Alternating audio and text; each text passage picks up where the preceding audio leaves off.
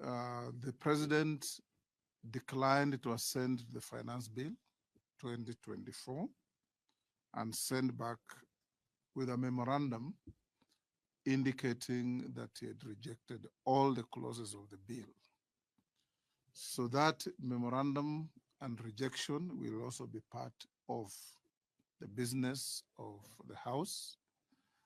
Remember that under our standing orders, when the president sends a memorandum of that nature, any member who wants to overturn that memorandum or any provision therein must garner 2/3 of the members of the House. That's about 233 or thereabouts of members. So we will be placing the memorandum before the House.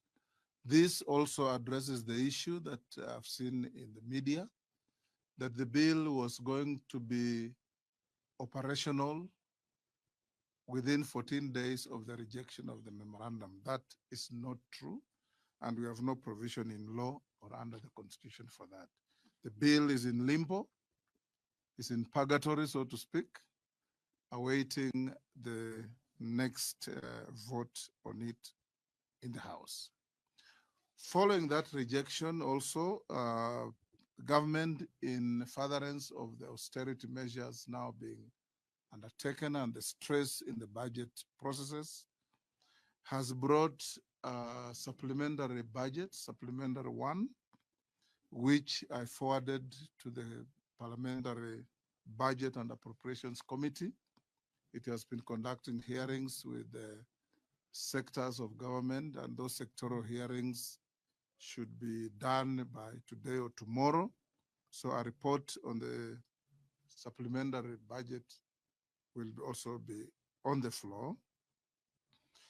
The president also referred back the division of revenue bill, which shares out our resources between the two levels of government. Given the shrinking purse that the government has, the president has indicated that then both levels of government must take some haircut on their revenue allocation. That will be on our order paper. We also have the county allocation of revenue bill, a bill that, as you know, originates from the Senate always, but ends up in the National Assembly. The president referred it back to the Senate, also advising that the counties must take a haircut on their allocations. And the Senate, I believe, after dealing with it, will refer it to the National Assembly as is required by the Constitution. We'll also be vetting the nominee for the Director General of Health, Dr. Amoth, whose nomination came to the House just before we dealt with the finance bill. The committee that vetted must now be ready with the report. It will come to the House, debated. If approved, then Dr. Amoth will be appointed the Director General of Health. We also have the health laws that we passed, which you know, Digital Health Act, Primary Health Care Act, and the Social Health Insurance Act, where the High Court had an opinion that certain provisions of the Act needed to be brought back to Parliament for reconsideration and alignment to constitutional provisions. So those bills will also be most likely presented on the floor by the majority leader who leads government business. We also have bills that are awaiting second reading in the House. We have the Culture Bill. The report will be tabled. We have the Kenya Roads Amendment Bill, Bill number 18 of 2024. The report is going to be tabled. We have also party or private sponsored bill. That's only one, the Ethics and Anti-Corruption Commission Amendment Bill. We also have bills that have come from the Senate that we need to deal with. The Mang Beans Bill, the Parliamentary Powers and Privileges Amendment Bill from the Senate, and the Equalization Fund Administration Bill, Senate Bill number 14 of 2023, that we will be dealing with. Equally important, I'm sure I've been seeing a lot in the media, is the Conflict of Interest Bill, a bill that originated in the National Assembly, went to the Senate, it was heavily amended. You've been hearing the EACC raising concerns. Those amendments from the Senate are now in the National Assembly and will be dealt with in this session. We have amendments to the sugar bill from the Senate, which will also be dealt with, and amendments from the Senate of the Food and Feed Safety Control Coordination Bill of 2023 and the Statutory Instruments Amendment Bill number 2 of 2023. These are all bills that originated from the National Assembly, went to the Senate. Senate, in their wisdom, preferred some amendments, and they'll be sent back to the National Assembly. As you know, if the National Assembly concurs with the Senate amendments, the bill moves on for assent because it will have been passed. If the National Assembly doesn't agree with the Senate amendments, then we'll end up with a mediation between the two houses, and ordinarily those mediations come up with the acceptable solutions to the bills. You also, I'm sure, are aware, I've been seeing in the media, allegations that there is any restriction on the media coming to Parliament. Nothing is far from the truth, and the testimony to that is you're being here before me, that you have come to Parliament to do your work as you always do. The only issue is that following the extensive damage that Parliament suffered, we have, as management of Parliament, allocated media that covers Parliament, space across the road at the Red Cross building, but we will be able to facilitate live coverage as we have always done, access to any materials from Parliament to the media, and we will be able to ensure that the safety, security of Parliament, parliamentarians, our visitors, including the media, are guaranteed at all times without any inconvenience, because we have a duty as a House of Parliament to ensure that whatever we do is open to the scrutiny of Kenyans in wherever parts of the world they are through media circulation, media coverage. Thank you. Any question? You have many. Yeah. Oh yes, I've forgotten to inform you that we also have the process of reconstituting the IEBC.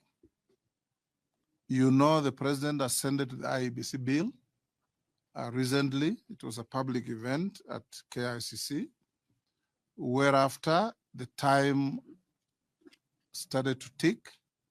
Within 14 days of assent, we must have the selection panel in place. The nominating agencies of the selection panel are Parliamentary Service Commission, that's ourselves. We've already organized, we are going to conduct interviews for the nominated candidates by the majority and minority parties on Friday this week. The Interreligious Council is nominating 2 persons. They will send the names on or before Friday. LSK, the Law Society of Kenya, 1 nominee. We have the ISPAC, the accountants body, nominating 1 person who should be sent to us by the end of the week. And the PPLC, Political Parties Liaison Committee, will be nominating 3. 1 from parties that are not represented in Parliament, and 2 from parties that are represented in Parliament, the majority coalition and the minority coalition. So we hope that by the close of the week, we should have the selection panel list ready to be sent to the president to appoint a chairman out of them, and the rest be gazetted not later than Tuesday next week to start their work. Yes, I'll start with you. My name is Emmanuel Cho. Yes, Emmanuel. Just a couple of questions quickly. How much was the damage caused by the invasion that we saw in terms of money? Number two, you said media is free to cover this place, but our colleagues said Lali and Stephen Eto were told their access was suspended. What's the fate of that? One, the damage caused as assessed by our insurer was about 94 million Kenya shillings. That's the damage we suffered. We had insurance cover, so the insurance is taking steps. Work has started in restoring the damaged buildings and the damaged furniture, TVs, and other equipment within the precincts of Parliament. On the question of your colleagues, this issue came up when I had a meeting, not as myself, but the Parliamentary Service Commission met with the Media Council of Kenya, the Editors Guild, and the Parliamentary Journalists, what do you call it, the one of Haemba Association. We had a meeting and this issue also came up, and we informed the team that we met that no media house has suffered any and will not suffer any sanctions from Parliament. But we have reports that your colleagues that you have mentioned did not conduct themselves in keeping with the laid down rules and code of conduct and ethical behavior between Parliament as a host and the media houses that cover Parliament. The matter is before the Parliamentary Service Commission and the management boards of senior management in the houses for investigations. While the investigations are going on, it is only fair that we don't prejudice these investigations by asking the two gentlemen to keep away from the precincts of Parliament. That is not asking Royal Media Services to keep away, and that's the reason why you are here without any problem. Actually, I'm told Leto is not affected. It's only Seth Olale who is affected by this investigation, and it's going on. It is not just investigations by parliamentary bodies, but other agencies of government have been brought in because there was a total uproar from members that their security was heavily compromised by the conduct of this particular individual. I don't know him. I have no issues with him, but we have issues with what has been raised that was the conduct of the officer. What is the fate of the 6 cabinet nominees who were brought back? Can they still go through the vetting process? Yes, they were dismissed. Yes, they will be vetted. No, not vetted. Yes. Still occupy public office. Yes. Yes, they can. If you read the law properly and the constitution, the persons who cannot occupy public offices are those who have been removed from office on account of violation of Chapter 6 provisions of the Constitution. These cabinet secretaries were simply dismissed. There was no allegation of any wrongdoing against them. They just went with everybody. So they can be given an opportunity to come back. And the history of this country will tell you that many, many people who are removed from office and went back to office. Okay, and maybe you can also clarify when this exercise of vetting is set to begin. The clock will start ticking when I receive communication from the executive. So far, I have not received any communication from the executive. If we receive the information from the executive today or tomorrow, we'll publish the names to the public as is required under the law. The public will be given an opportunity to send in memorandum, any objections or any accolades, whatever, and we will then thereafter set a date for the vetting. So once we receive communication from the executive, the rollout will be in public. You will see it in the papers that we have now the following people for vetting. Anybody who has any issues, tell us. And the vetting will be on this date.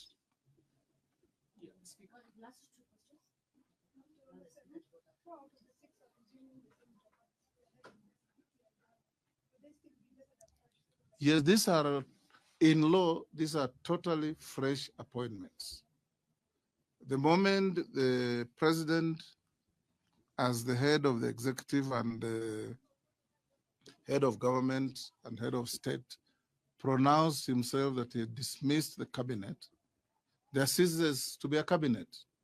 So these appointments are seen as fresh appointments, and they start from where they started when they were first appointed. Speaker, my name is Vincent Apande. I know you, Vincent. I just need clarification. Yes. You say the media personnel will be housed across the Red Cross. Yes. So do you have any time frame when we'll be coming back to our media center? As a matter of fact, the next media center is not going to be this prefab out here. We have a budget, and we have discussed with your leaders whom we met. We have rolled out a state-of-the-art media center. We have identified a suitable location within this parliamentary compound, and we are soon going to tender. And we have been advised that the construction, once the tender process is done, will not take more than 3-4 months. And you'll enjoy working here because it's going to be a design of a building with your own contribution on how you can have your equipment, how you can engage among yourselves, how you can conduct interviews. We can have, normally in Parliament, you can have interviews or press statements by a group of members. You may have a press statement from an individual member on a narrow issue, or you may be conducting an interview in the next room, and the big group is in another room issuing their statements. We are going to give you those facilities. Yes. Thank you for that. Now, accessing Parliament even today, even now, was a challenge. Here, coming here. The other rooms, that one is okay. My question would be, we are here because sometimes we need documents, we need we need interviews with members, and accessing Parliament right now, presence of Parliament is a challenge. I don't know, in the meantime, as we wait for the construction of the new center, yes. I don't know what are the interim measures you put in place to make it easier for us to access. There shouldn't be any issue. It's a challenge.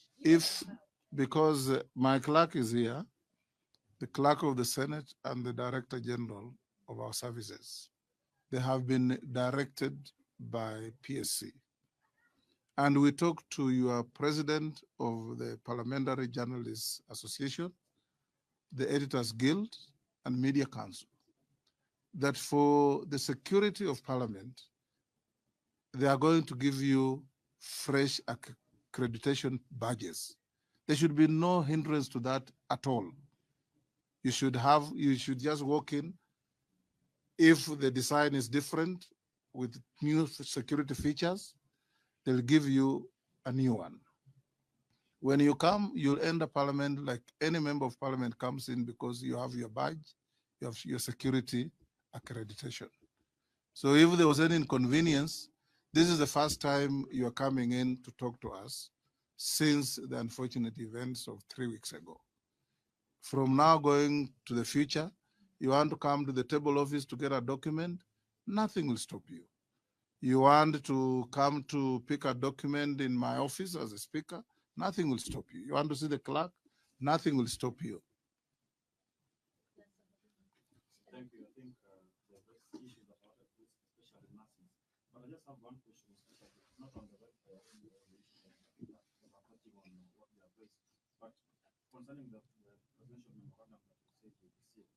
The one on finance bill. Yes, yeah, of the finance bill, not specifically finance bill, but allocation of revenue.